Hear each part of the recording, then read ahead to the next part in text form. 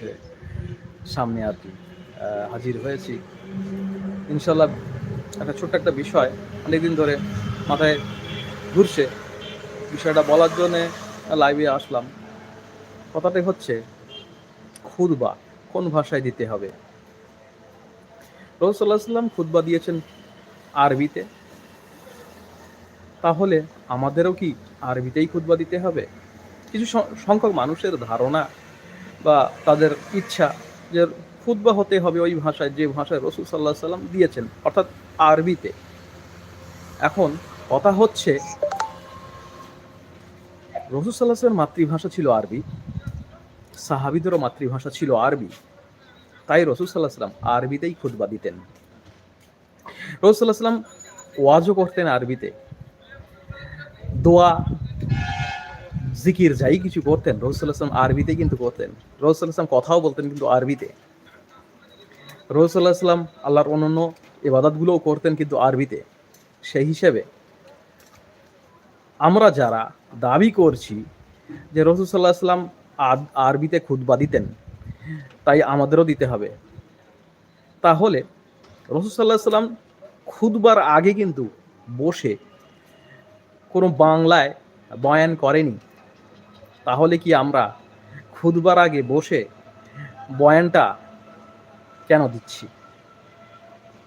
কেউ কোরআন ও সহিহ হাদিস দিয়ে প্রমাণ করে দেখাতে পারবে যে রাসূল সাল্লাল্লাহু আলাইহি ওয়াসাল্লাম খুতবার আগে বসে তার মাতৃভাষায় আলাদা করে মানে খুতবার ব্যাখ্যাটা বুঝিয়ে দেওয়ার জন্যে? আমরা যারা দোয়া করি তারা আরবিতে কেন করি না, বাংলায় করি কেন? আমরা যারা কথা বলি বাংলায় বা অন্য অন্য ভাষায়, তা আমরা আরবিতে কেন কথা বলি না?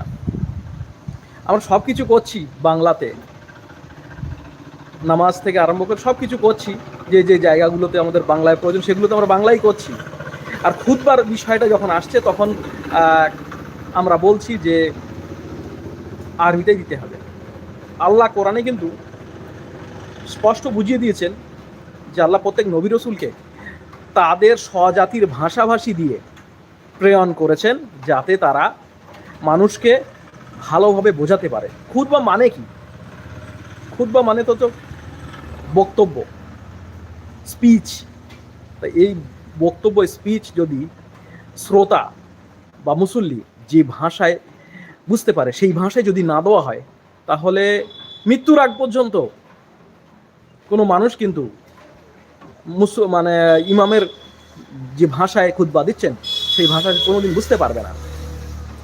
তো আমাদেরকে বুঝতে হবে একটু, সব কিছু নিজের গাছজুয়ারিতে চলে না।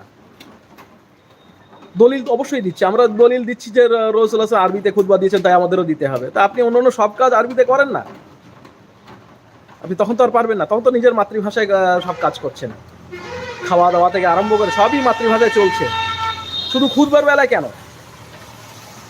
খুতবা হচ্ছে এমন একটা জিনিস যেটাকে মানুষকে সচেতন করানো হয়, মানুষকে বোঝানো হয়। তো বোঝানো ওই বিষয়ে বলতে হয় বা বোঝাতে হয় সেই যে ভাষায় মানুষ বুঝতে পারে। আসসালামু আলাইকুম।